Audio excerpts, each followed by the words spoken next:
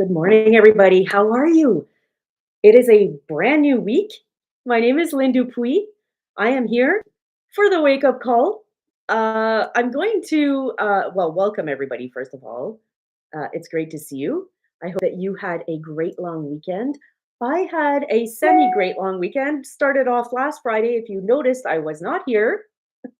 I was not here last Friday because I came down with something and I wasn't here. So we shifted the calendar a little bit, but we're still here talking about strategic planning and how it's not the end all be all of an organization, which is a hot take if you are here. So my name is Lynn Dupuis. I am the host of the Wake Up Call. Good morning. And I am the CEO of LMD Solutions. I have been doing this for about 11, 12 years now. And what we do here, we help board members be the best that they can be. We help board members be the best that they can be through governance training, tools and processes, supporting the development of policies and procedures. And we're going to get into that this morning. But before I get into the main topic, which is strategic planning, I had a comment this weekend, and this comment came from my brother who said, I tuned in and I wanted to see what everything was about. And he's like, I have no idea what you were talking about. But it sounded really impressive. And I'm like, okay, wait a minute. We need to understand the foundation of this whole podcast slash YouTube channel. All right. So before I get into the topic today, I wanted to set the stage because I realize that many of you, if you're tuning in for the first time, might not be aware of what a board is and why I'm talking about it. So as a board member, you're part of a group of individuals who are elected. All right. A board is every nonprofit has a board. So board members are elected to govern and oversee the organization's operations, the mission, and the strategies and the goals. They look over compliance, they look over financial stability. So there's a lot of roles and responsibilities when you are that board member. And all nonprofits have this. So all of the organizations in your community have these board of directors and they are volunteer positions usually. All right. So I've been a board member for many, many years, 20 some years. And if you count all of the school councils I've been on and committees, I have been a long term volunteer board member or committee member for a very long time. I'm that person who is the keener. All right. And I've been working in this field for approximately 12 years now, supporting boards and strategic planning, but also policy writing and supporting board members with training, governance 101, all of that good stuff. So that's why I'm here. That's why I do this because I have made mistakes along the way and I want to prevent you from having to make those mistakes. So I'm telling you all the tips and tricks, all of the experiences. I'm talking to you about fundamental roles and responsibilities within a board. And that's what I do here. So, welcome if you are tuning in to the wake up call. It is Tuesday, and we are post long weekend. And we're going to talk about why strategic planning is not the end all be all. And this is a hot take because a lot of my clients come to see me for strategic planning. So, I have done a boatload of strategic plans. And I have supported a lot of organizations with their strategic planning process. I have supported a lot of board members who are going through this process for the first time. I have supported CEOs going through this process for the first time or for the umpteenth time. Um, and one of the biggest mistakes that I see is putting all of their eggs in this basket, in this strategic framework, strategic plan basket. All right. They spend months and months and months and a lot of dollars on the creation of the strategic plan that is focused on establishing where they're going to be for the next 5 years. And then the board members feel super satisfied with the creation of this plan and they feel like this is what is going to help them feel like better board members, feel like they know where they're going, and then they get to the next meeting and they're still not sure where they're going. And so they're not fully they've created this and they've set it out into the universe. A lot of times this is like a big marketing strategy. It's a big AGM promotional element. We are super happy. We create visuals with the strategic plan. It's great. It's a great visual. It shows that you're doing something at the board, but it there are other tools, other things, other responsibilities and roles at the board that we need to be focusing on, that we need to make sure that we are going to be achieving to make us feel satisfied, to say that we are achieving the things in that strategic goal, in that strategic plan. So we need to make sure that we're doing other things monthly or regularly or quarterly to ensure that the organization is efficient, fiscal, and risk free, fiscally responsible and risk free. All right. Now, again, strategic plans are very important. As a board, you need to set objectives and you need indicators. You need to delegate this to the CEO and to their team so that you can get the information back, so that you can say that you've achieved the results that you said you were going to do, because as a board, you set strategic direction. So those are very important.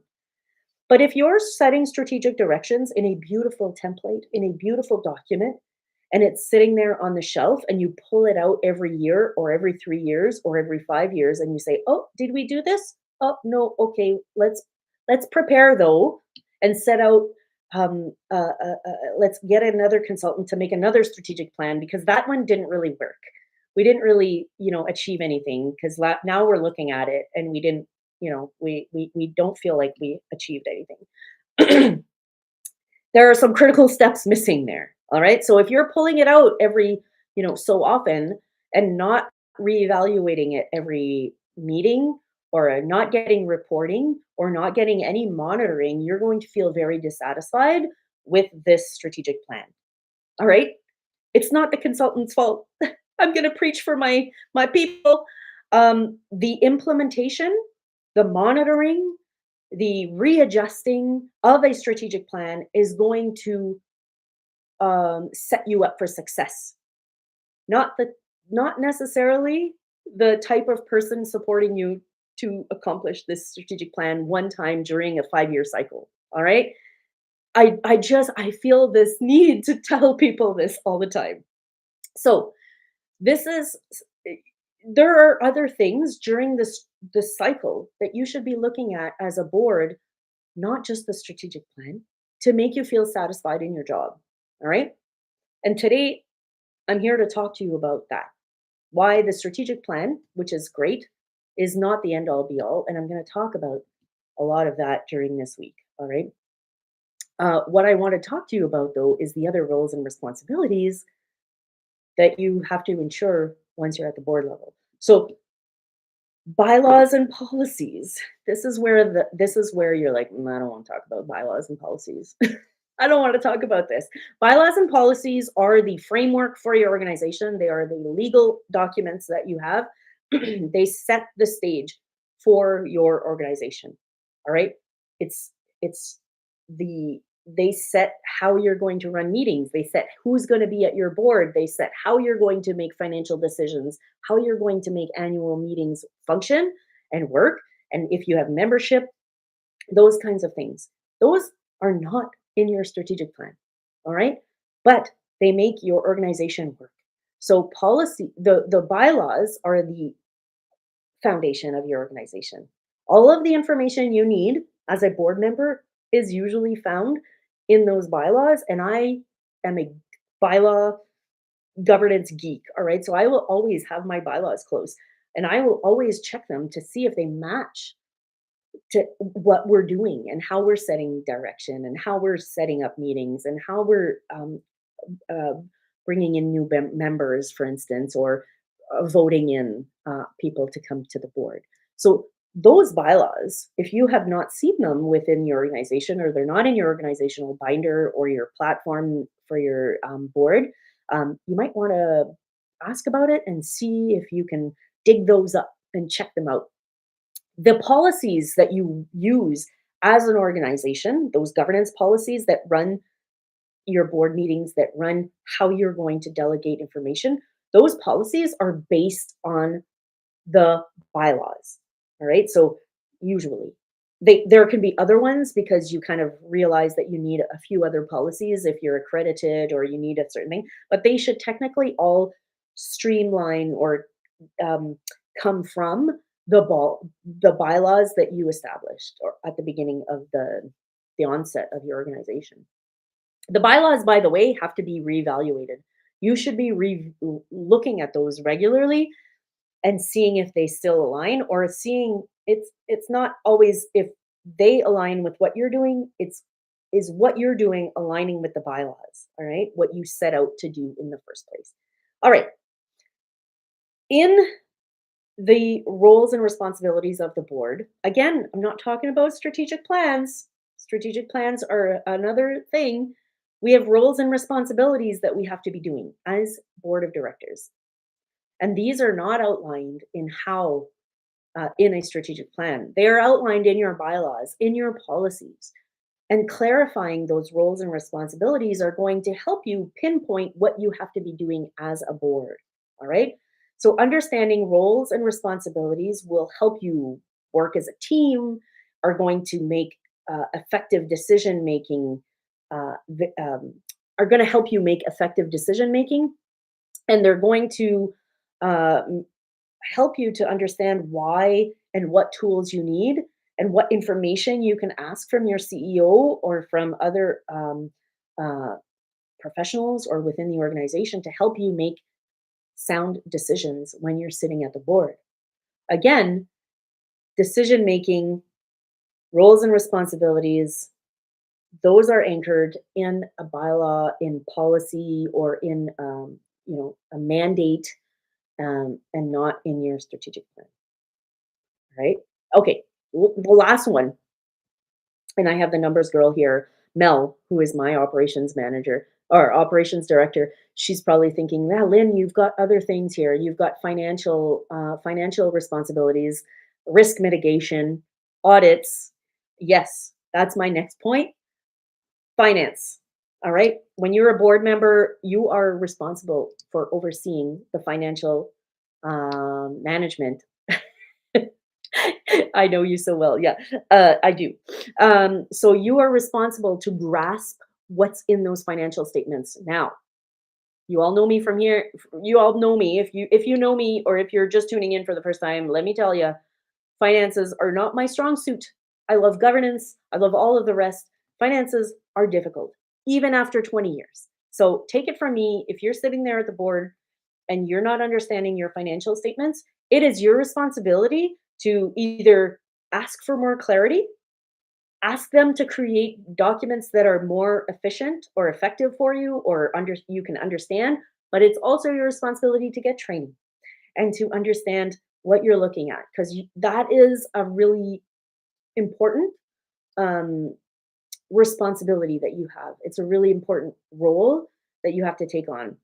So, grasping financial statements for sound decision making is important, and budget oversight to ensure financial sustainability. All right. You need to know how much money is coming in, and all of these projects, these wonderful things that the organization is doing, is it financially stable, sustainable? Are we making decisions? Are we risking things? Are we going after the right funding? Are we getting that funding? Are we answering to the funding? Are we making sure that we're minimizing risks when we are playing with money? Okay, essentially. So those are really, really important. And risk assessment is going to help you identify where you should be putting your attention. If there are some risks within the organization, you should be asking questions and making sure that you are mitigating those at all costs, so that you can, not at all cost, I guess, in this conversation, but make sure that you're doing it responsibly and feasibly. Yeah, so that's your second one. So we talked about comprehensive the bylaws and policies. We talked about financial risk um, and risk mitigation, financial and risk mitigation. Sorry, I'm fumbling on my words. And then the last one is aligning the organizational mandate. So this resembles the strategic plan. So we haven't thrown it out, and I'm going to come back to it in a second. So aligning with the organizational mandate. So every organization has a mandate, and your vision and mission should align with that mandate.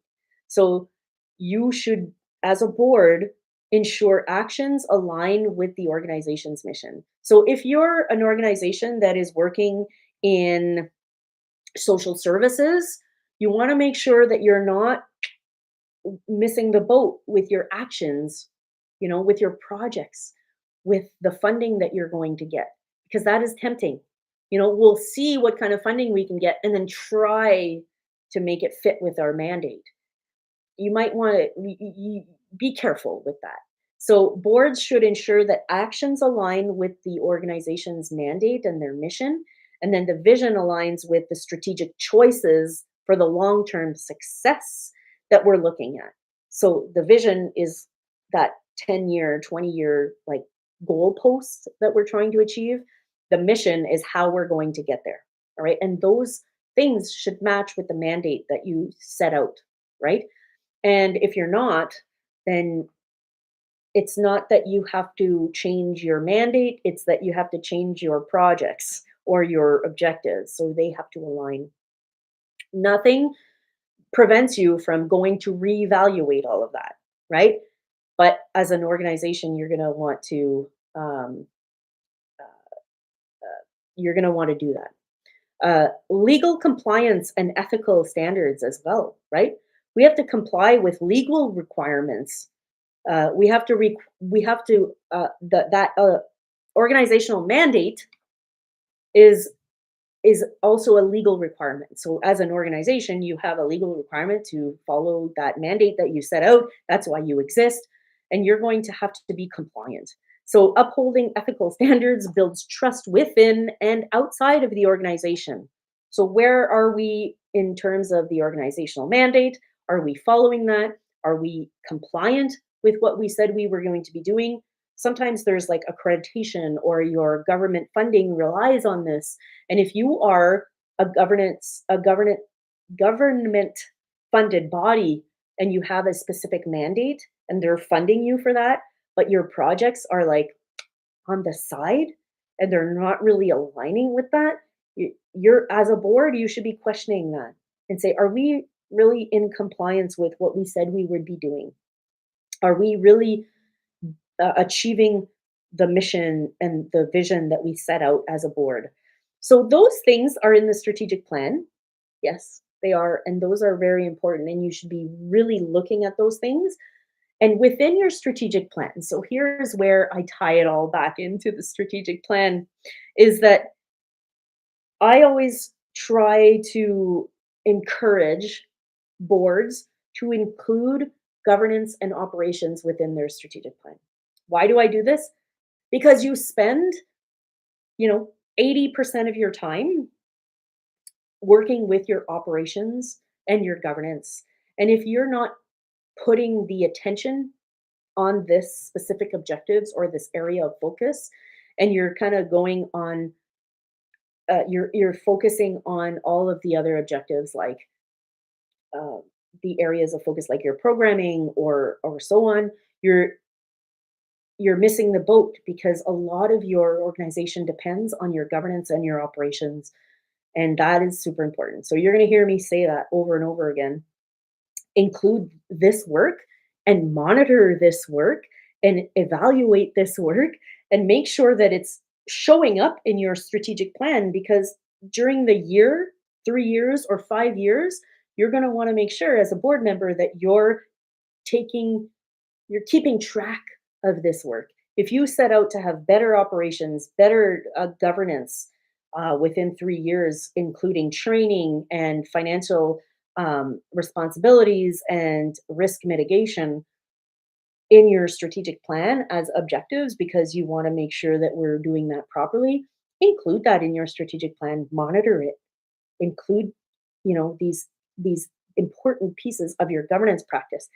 Are we following the bylaws that like we said we were going to be doing? That should be in also your strategic plan so that you can monitor it.